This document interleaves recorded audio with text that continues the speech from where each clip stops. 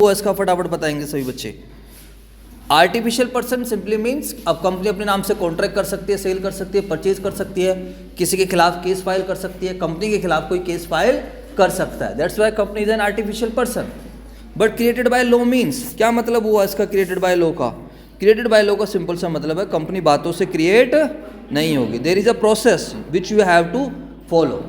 Like proprietorship, partnership can be created by a mutual agreement, and in proprietorship there is no need of any kind of agreement because एक individual person क्या कर रहा है, business को start कर रहा है, बिजनेस को चला रहा है, हाँ है ना।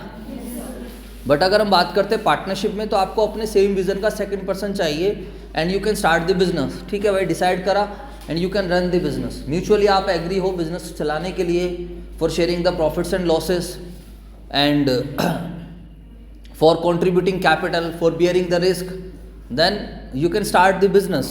But there is no registration. You can say that registration is not compulsory at all. You can start your business without even registration, but only in case of partnership or जो है proprietorship. But your company is not going to create simply by just कि आज मेरे मन में आया तो let's start the company, ऐसा नहीं है। For that purpose you have to follow the law। समझ में आई बात या नहीं? आपको मेरे बच्चों क्या फॉलो करना पड़ेगा? लॉ। आपको क्या करना पड़ेगा? जो एज पर लॉ जो चीज़ें बताई गई हैं वो फॉलो करनी पड़ेगी। तो कंपनी क्या है? एक आर्टिफिशियल पर्सन है, क्रिएटेड बाय लॉ। कंपनी बातों से क्रिएट नहीं होगी।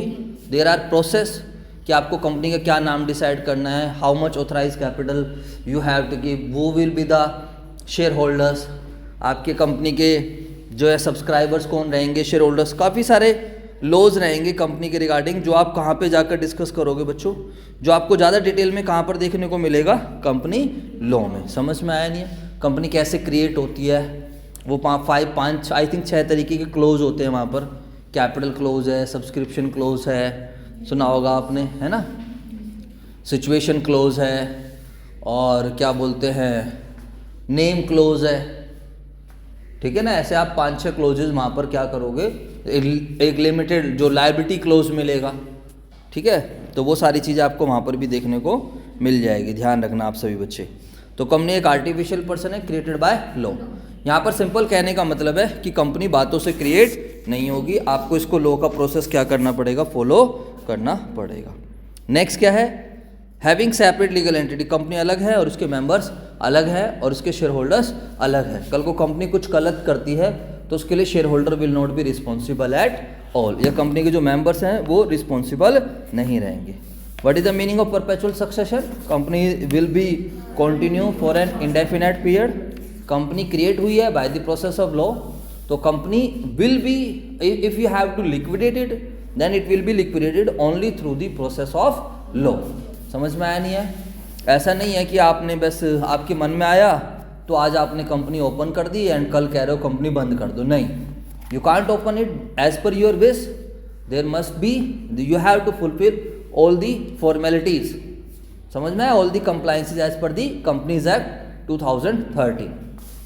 पहले कंपनीज एक्ट 1956 चलता था, उसके हिसाब से आपको फॉर्मेलिटीज करनी थी, but right now you have to follow all the steps of incorporation of company as per companies act 2013। Clear हो गए सारे बच्चों को बातें? Yes sir.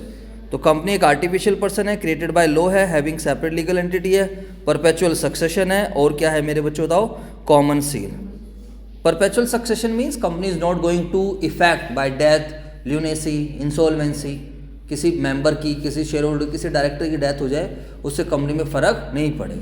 जैसे अभी हम टाटा का एग्जाम्पल लें, अभी रतन टाटा जी की क्या हो गई है, रिसेंटली डेथ हो गई है, बट उससे टाटा पे एसच थोड़ा बहुत पड़ा, but such company will be continue. Reliance की बात करते हैं, धीरू भाई अंबानी नहीं है, बट रिलायंस तो क्या हो रहा है, चल रहा है, हाँ है ना। तो company will continue for an indefinite period, लोग आते रहेंगे जाते रहेंगे। बट प्रोप्राइटरशिप और पार्टनरशिप में क्या होता है? It can be affected by death, lunacy, insolvency वगैरह। And common seal is basically the document, basically the stamp that authorize the important documents of the company. So that is basically common seal. I hope concepts are clear. बोलो हाँ या ना? बोलना है आप सब बच्चों को। तो these are the features। अब अपनी कॉपी पेन निकालोगे तो फटाफट आप लोग फीचर्स लिख लीजिए। अब रजिस्ट्रेशन जल्दी से लिखो फटाफट। रजिस्ट्रेशन, लीगल एंटिटी, हेडिंग लिख लीजिए, बाकी आप अपना घर से कर लेना। रजिस्ट्रेशन, लीगल एंटिटी, ये कंपनी के फीचर्स हैं, ठीक है। कंपनी सेपरेट एंटिटी होती है कंपनी, और कंपनी का रजिस्ट्रेशन कराना मैंडेटरी है। थर्ड फीचर लिखो परपेचुअल सक्सेशन, फटाफट हाथ तेज चलाना है थोड़ा। नेक्स्ट फीचर लिख लीजिए सभी बच्चे, ट्रांसफरेबिलिटी ऑफ शेयर्स। अब देखो यहाँ पर दो तरीके की कंपनी बेसिकली आएगी, ध्यान से सुनेंगे सारे बच्चे। वैसे तो there are various kind of companies, but basically main type of companies are two, private company and public company. Private company is that company which can not raise money from the general public, जो अपने खाली non person से क्या करेगी, पैसा उठाएगी, उसको हम क्या बोलेंगे बेसिकली, प्राइवेट कंपनी। समझ में आई बात या नहीं आई बताओ। प्राइवेट कंपनी का मतलब वो कंपनी जो जनरल पब्लिक से क्या करेगी मेरे बच्चों बताओ, पैसा।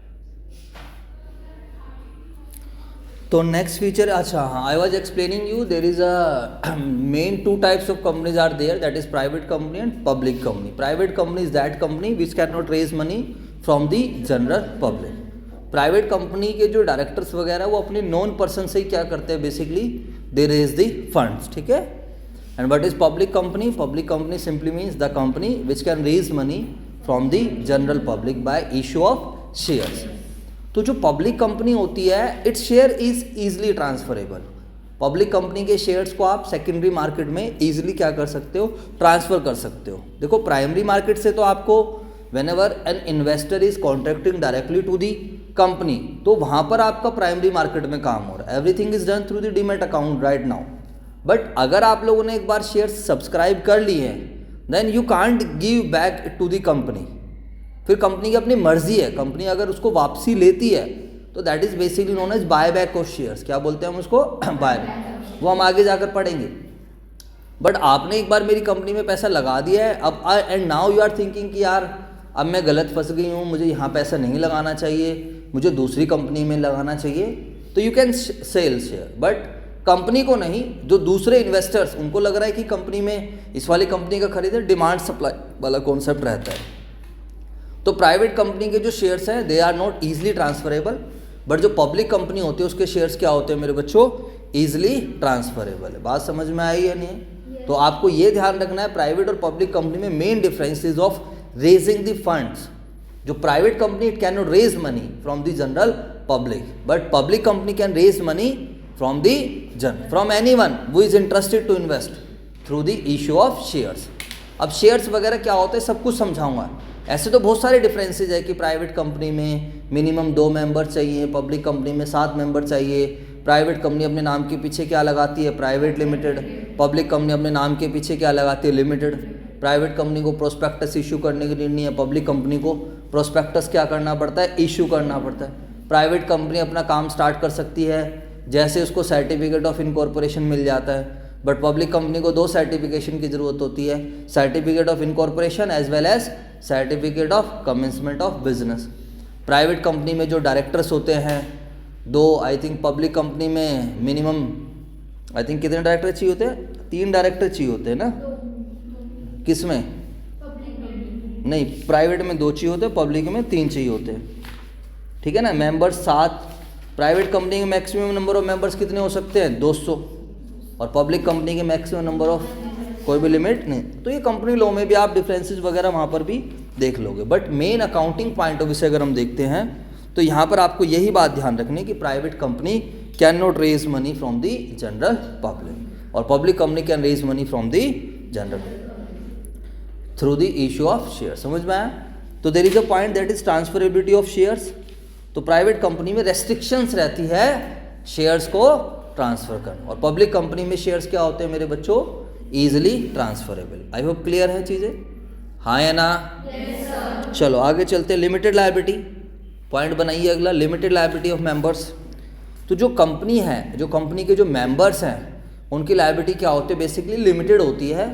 दे हैव टू पे only that amount for which they have subscribed the shares. उन्हें ज़्यादा पे करने की आवश्यकता नहीं, उन्हें if you have subscribe 1000 shares तो आपको खाली 1000 शेयर्स के ही पैसे देने हैं। That is the meaning of limited liability.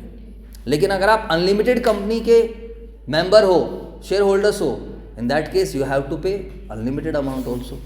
ठीक है, हेडिंग लिख लीजिए, घर से आप पढ़ सकते हो। इसके अलावा एक पॉइंट बना रहा है, company is capable of owning, using and disposing of assets in its own name. तो you can include it in the heading of artificial person. कहाँ पर इंक्लूड कर सकते हो उसको? आर्टिफिशियल पर्सन वाली हेडिंग में। बोलो, कंपनी अपने नाम से एसेट्स ओन कर सकती है, सेल कर सकती है, डिस्पोज कर सकती है, ये सब चीज़ें हैं। उसके अलावा क्या है आपका कॉमन सील। कॉमन सील का एक पॉइंट है, तो कॉमन सील बेसिकली स्टैंप होती है, जो मैंने आपको बता दिया, जो इंपॉर्टेंट डॉक्यूमेंट्स पर कंपनी की लगाई जाती है। बोर्ड ऑफ डायरेक्टर्स, कंपनी में एक बोर्ड रहता है, जो डेलीगेटेड बोर्ड, जो शेयर होल्डर्स चुनते हैं, जो डिसीजंस वगैरह लेते हैं, उसको हम क्या बोल देते हैं? Board of directors. जो कंपनी का मैनेजमेंट है, जो कंपनी को संभालेगा, जो कंपनी के शेयर होल्डर्स के बिहाफ पर क्या करेगा? डिसीजंस लेगा।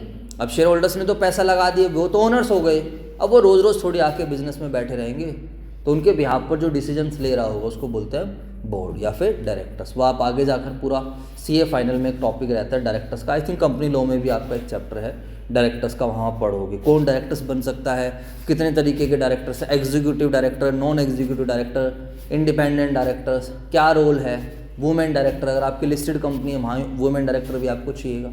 समझ में आया या नहीं है? बोलो यार। इसके बाद कहता है the affairs of the company is regulated by companies act.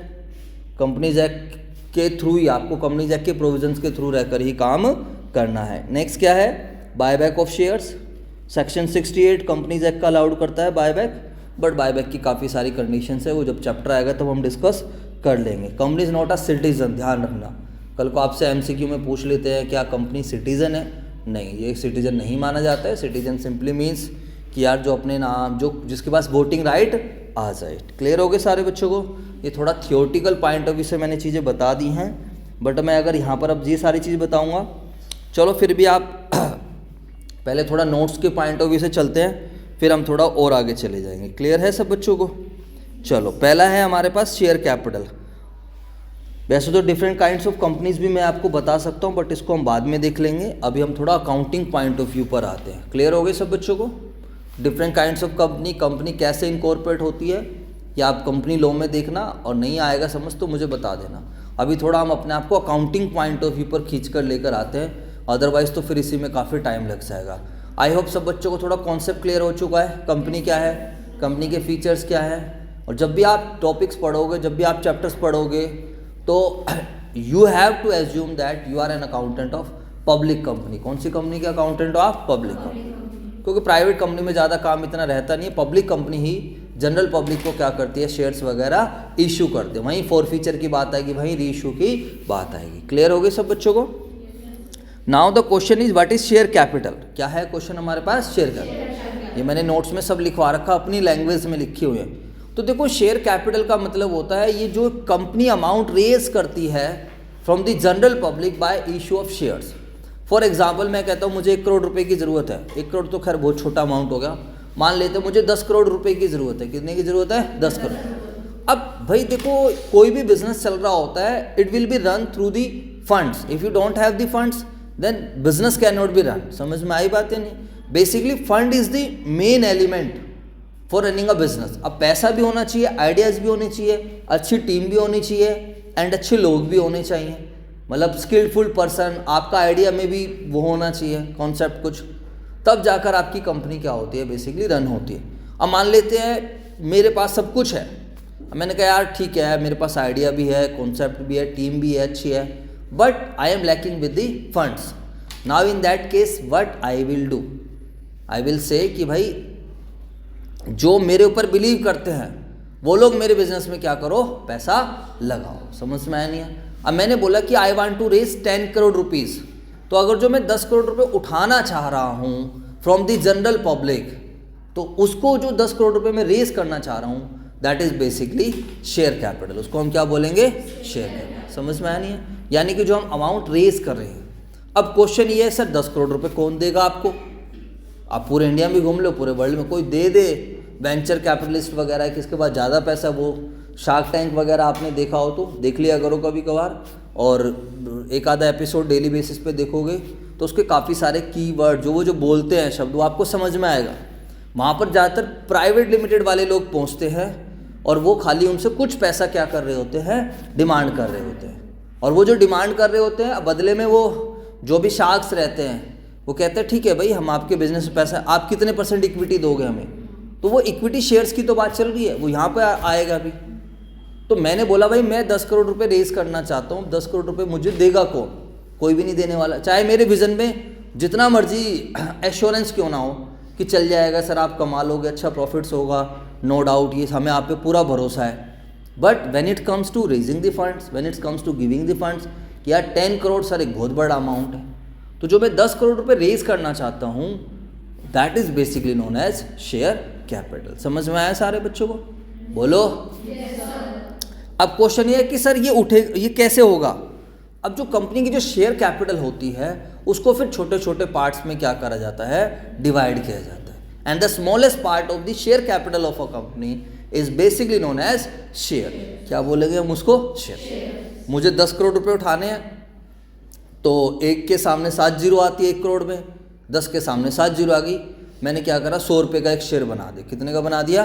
100 रुपये का, यानी कि एक के आगे 8 जीरो आ गई, अब 2 जीरो हट जाती हैं तो कितना बच जाता है बताओ? 10 लाख। हाँ या ना? 10 लाख गुणा में 100 वाली बात आ गई। अब बेसिकली 10 लाख शेयर्स हो गए। कितने शेयर्स हो गए? 10 लाख। तो मेरे को 10 करोड़ रुपये दे। अब आसान काम हो गया।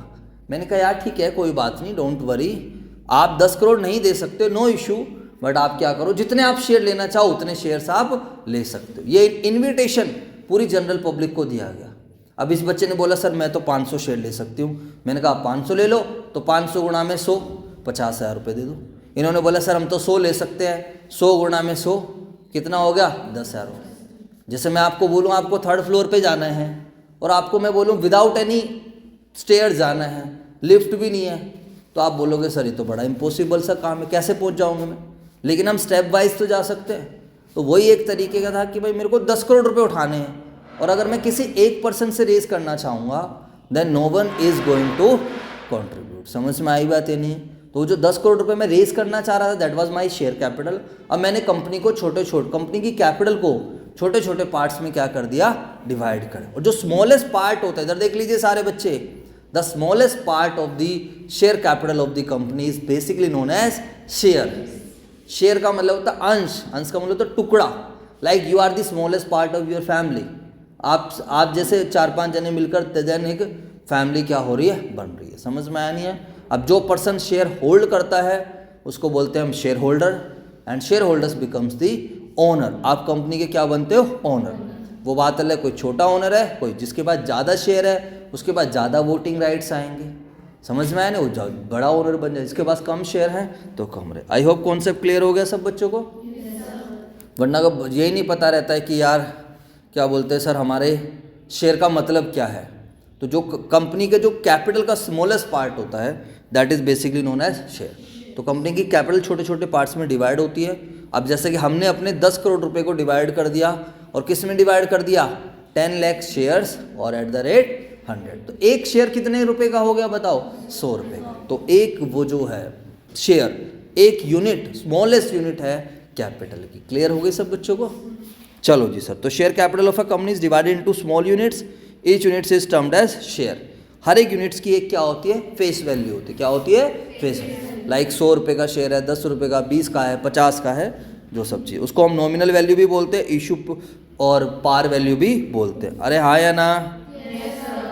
अब एक होता है इशू प्राइस। इशू प्राइस क्या होता है? The price at which company is going to issue shares. तो issue price can be equals to face value, it can be more than face value, but it can not be less than the face value, क्योंकि companies act 2013 मना कर देता है कि shares can not be issued at discount. Shares को आप पार पर issue कर सकते हो और शेयर्स को आप किस पर इशू कर सकते हो बताओ? प्रीमियम पर। क्लियर हो गई है सारे बच्चों को बातें? सर बात तो बिल्कुल क्लियर है, कोई टेंशन वाली ऐसी बात है ही नहीं। अब आ जाते हैं हम 1 बाय 1 यहाँ पर। बताइए, तो शेयर का हो गया मतलब, अब देखो मैंने चार्ट के थ्रू समझा रखा है ये मैंने बहुत अच्छा एग्जाम्पल दे रखा है, इसीलिए आपको चार्ट दिया है। हमारी कंपनी है, मान लेते मैंने छोटा सा अमाउंट ले लिया कि सर मुझे 1 लाख रुपए रेज़ करने हैं, तो 1 लाख रुपए कोई नहीं देने वाला, मैंने यहाँ पर 10 करोड़ रुपए बना दिया। तो मैंने जनरल पब्लिक को इनवाइट करा कि भाई आप मुझे क्या करो, 1 लाख रुपए दे दो। बोलो हाँ या ना। अब ये सारी जनरल पब्लिक बनी हुई है, तो हमने क्या करा, जो है 1 लाख को 3 और 2 5 और 6 10 लाख कर दिया शायद मैंने नीचे ना, हाँ नीचे 3 और 2 5 10 लाख शेयर हमने बना दिए, और एक शेयर 100 रुपये का कर दिया, तो 10,000 शेयर हमने कर दिए। हाँ या ना। अब इसमें से हर कोई अप्लाई नहीं करता है, इधर सुन लेना, अब यही स्टेप आने वाला है। मैं अब आप लोगों को, हर किसी को मैं थोड़ी अच्छा लगूंगा, बोलो। बहुत सारे तो मुझे बाहर जाके बुराई भी करेंगे, कहेंगे यार ये तो अटेंडेंस भी नहीं देता है, ये तो यार बहुत देर तक पढ़ाता है, और ये तो एक ही चीज़ के पीछे लगा रहता है। पर्सन टू पर्सन चीज़ें क्या होती है, वेरी करती है। समझ में आई बातें नहीं?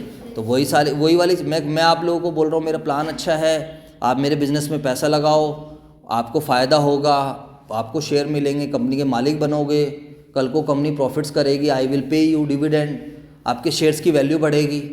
तो हर किसी की अपनी अपनी परसेप्शन है। तो मैं कंपनी हूँ, इधर देखेंगे, मैंने आपको इनवाइट करा, तो आप जनरल पब्लिक हो गए, इन्विटेशन हो गई। अब जिनको इनवाइट किया गया उसमें से कुछ लोग क्या करेंगे, अप्लाई करेंगे। क्या करेंगे? हाँ, अप्लाई। समझ में आया नहीं आया बच्चों का?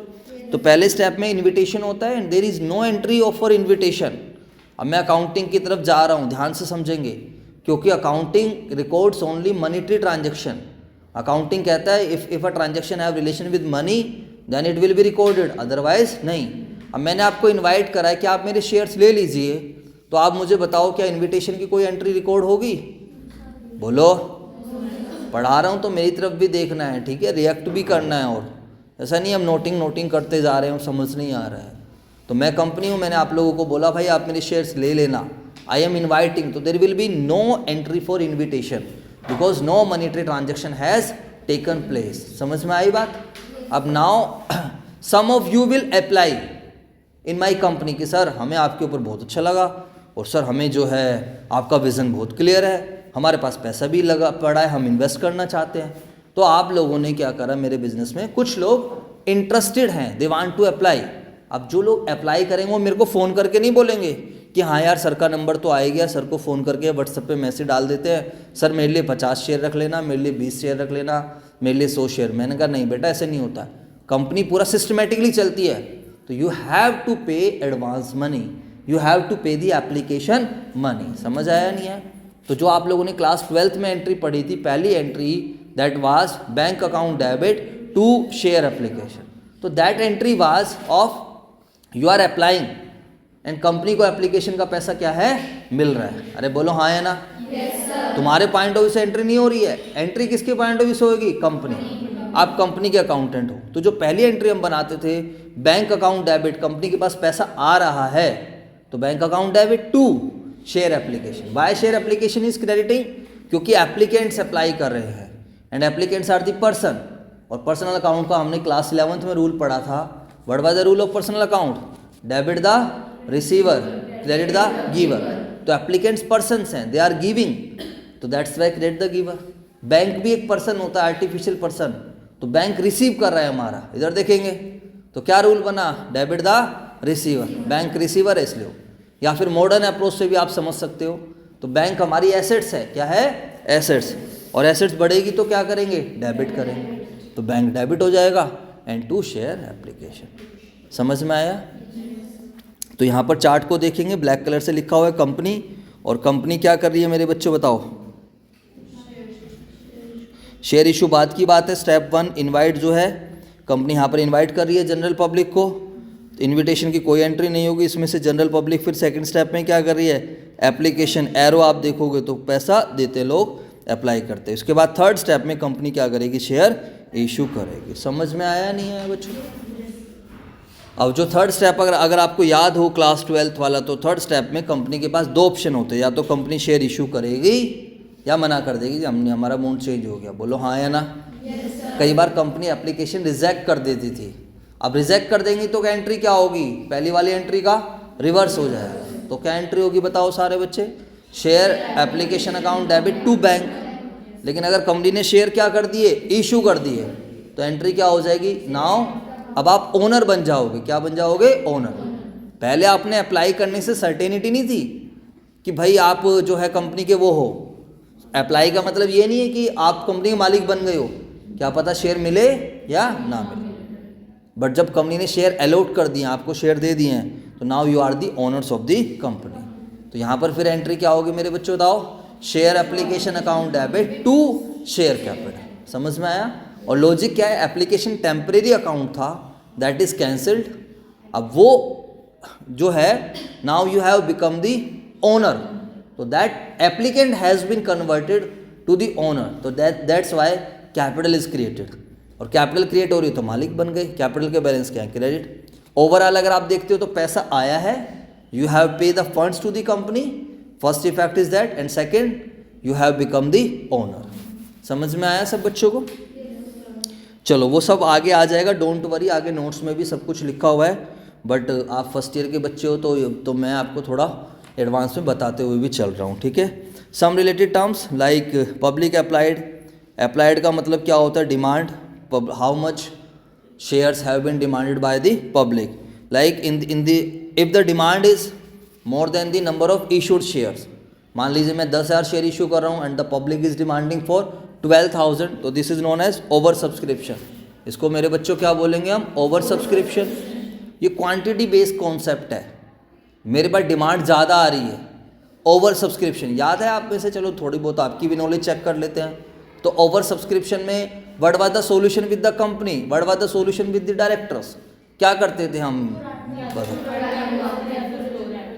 तीन सिचुएशंस होती थी न, खाली प्रोएटा तो सॉल्यूशन नहीं था। बताओ तीन क्या क्या थी, जल्दी से बताओ। हाँ हाँ, बहुत बढ़िया, शाबाश, वेरी गुड। तो तीन कॉम्बिनेशन थे। First, excess application can be rejected, second pro rata allotment, and third क्या था? कॉम्बिनेशन। एक्चुअली फर्स्ट वाला जो था ना वो सही नहीं था।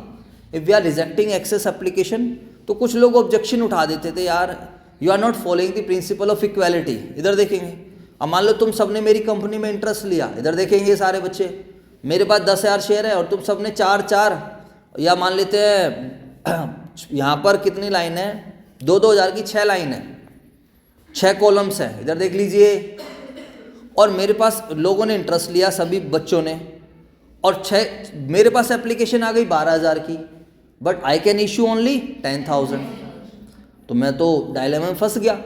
Now what I have to do?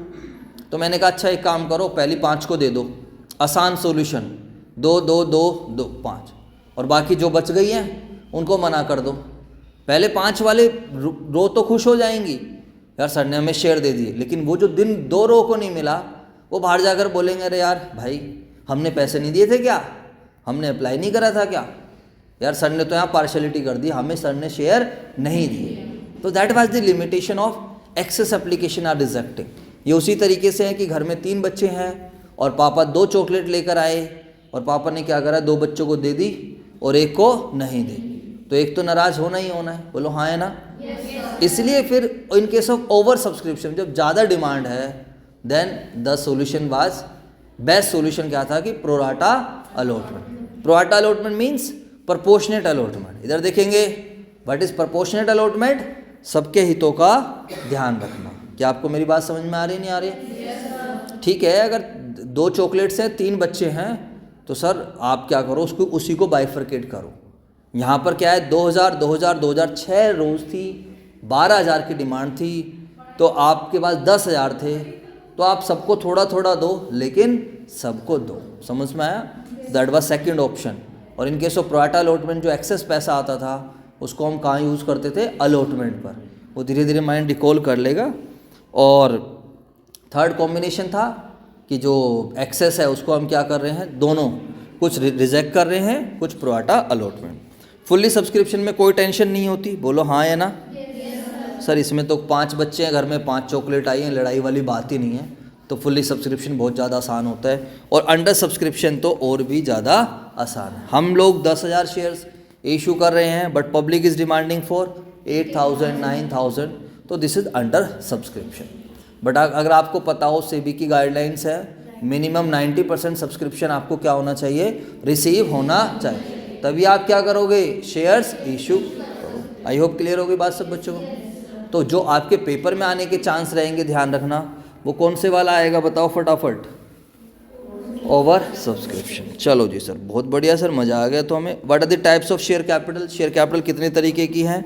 Authorise share capital, जो एक मैक्सिमम कैपिटल जो कंपनी रेज कर सकते हैं from the general public by issue of shares, बोलो हाँ या ना। जो शेयर्स इशू करके मैं मैक्सिमम कैपिटल रेज कर सकता हूँ, that is basically known as authorise share capital. Issued share capital, it is that part of, बताओ ये किसका पार्ट है, फटाफट बताओ। It is that part of authorise share capital which has been issued by the company for the purpose of subscription. Next क्या है हमारा, subscribed share capital. What is subscribed share capital? That part of issued share capital which has been actually subscribed by the, समझ में आया नहीं? अब देखो भाई, मैं 10,000 शेयर इशू करना चाहता हूँ, बट लोगों की डिमांड 9,000 की आई, तो 9,000 तो लोगों ने एक्चुअली में सब्सक्राइब करे ना। जैसे हम बोलते हैं बेटा आप हमारा यूट्यूब चैनल सब्सक्राइब कर लो, इधर देखेंगे सारे बच्चे सब्सक्राइब, वहाँ से वर्ड पकड़ लेते हैं, कहीं पे फॉलो बोल देते हैं, इंस्टाग्राम पे बोल देते हैं फॉलो कर लो, बोलो भाई। तो सब्सक्राइब का मतलब आप हमारे मेंबर बन जाओ। तो यहाँ पर कहते हैं कि अगर if we are going to issue 10,000 shares and the public also subscribe 10,000 shares, तो ये बन गई आपकी सब्सक्राइब शेयर, यानी कि एक्चुअली में कितनों ने सब्सक्राइब करा। बट मैं 10,000 शेयर इशू कर रहा हूँ, the public is demanding for 12,000 shares, तो क्या 12,000 शेयर सब्सक्राइब हो सकते हैं? नहीं हो सकते। क्यों नहीं हो सकते? क्योंकि मैं इशू कितने कर रहा हूँ, 10,000, मेरे पास देने के लिए कितने हैं, 10,000। तो that's why subscribed share capital is a part of, इधर देख लीजिए, subscribed share capital is a part of issued share capital. It can not exceed issued share capital. I hope clear हो गई बात। And issued share capital is the part of authorised share capital. But कभी अगर practical question में ऐसा हो जाए कि issued share capital authorise share capital से ज़्यादा हो रही है, तो इसका मतलब क्या है, हमने शेयर ज़्यादा इशू कर दी है, तो हमें ऑटोमेटिकली ऑथराइज शेयर कैपिटल को भी क्या करना पड़ेगा, बढ़ाना पड़ेगा। समझ में आया नहीं है? Like you are the part of your family, आप अपनी फैमिली से बड़े नहीं हो सकते। आप बड़े होगे तो आपकी फैमिली भी तो क्या होगी मेरे बच्चों, ऑटोमेटिकली बड़ी हो जाएगी। समझ आया?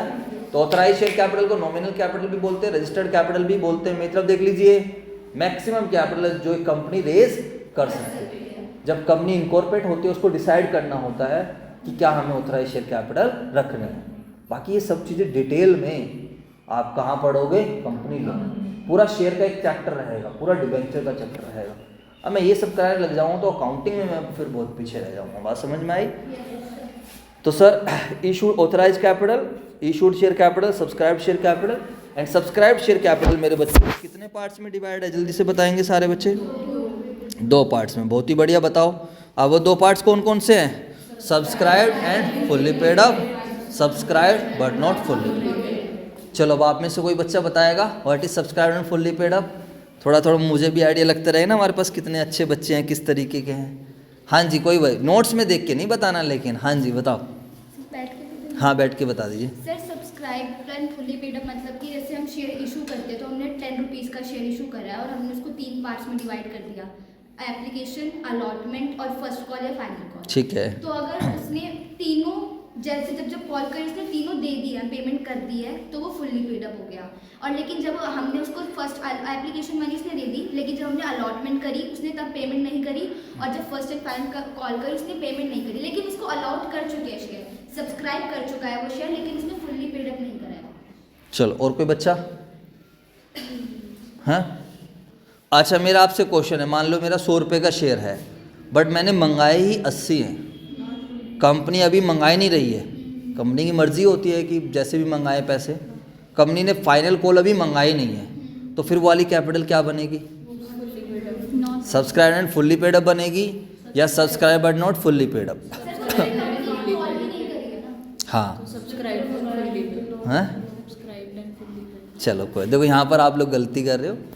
What is subscribed and fully paid up? ध्यान से सुनेंगे, देखो इंटरव्यू में कोई क्वेश्चन पूछ ले आप नहीं बता पाओगे। फिर बेसिकली क्या होता है, 2 कंडीशंस अगर पूरी होती है तो then a capital will be called subscribed and fully paid up. और वो 2 कंडीशन क्या है? पहली कंडीशन है company has called entire nominal value, जितने का हमारा शेयर है कंपनी ने सारा का सारा पैसा मंगा लिया हो। कंपनी की तरफ से भी ऐसा ना हो कि कुछ भी मंगा नहीं रही है, कंपनी पहले सारा पैसा मंगा ले, चाहे पार पे इशू करो प्रीमियम पे, उससे मतलब नहीं है, लेकिन जो फेस वैल्यू है शेयर की वो पूरी मंगा लेनी चाहिए। समझ में आई पहली कंडीशन। सेकंड कंडीशन क्या है? Share holders has paid the entire, company ने मंगाया सारा, शेयर होल्डर ने सारा दे दिया, तो वो बनेगी सब्सक्राइब्ड एंड फुल्ली पेड। और इन दोनों में से अगर कोई सी भी कंडीशन मेरे बच्चे क्या हो जाएगी? फेल हो जाएगी। क्या हो जाएगी? फेल। तो वो फिर क्या बन जाएगी? Subscribe but not full. अब कंपनी के बिहाफ पे देखो, कंपनी ने ही पूरे नहीं मंगाए, तो वो सारी की सारी कैपिटल कौन सी कैटेगरी में जाएगी? Subscribe but not fully paid. How we can say कि this is fully paid up? Fully paid up तो तब होगा ना जब कंपनी ने पूरा फुल्ली मंगाया हो।